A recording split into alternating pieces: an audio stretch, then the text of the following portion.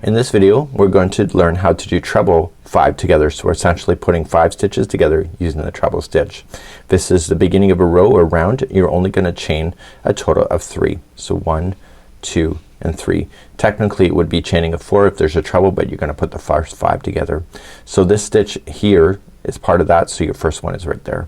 So you're gonna wrap twice, so yarn over twice and insert into the next stitch, pull through 2 and 2 and hold it. So you're looking for a total of 5 of these posts the very first time you ever just starting a round or a row. So yarning over twice and then going in, pull through 2 and 2 and keep doing that until you get your 5.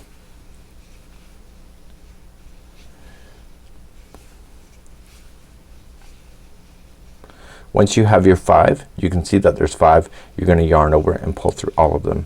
So if you're in the middle of a round or a row, what you're just going to do is that you're gonna look for the number 6. So this is the starting loop. You never had this when you started a round or a row. So what we want to do is that we want to collect the next 5 in a row.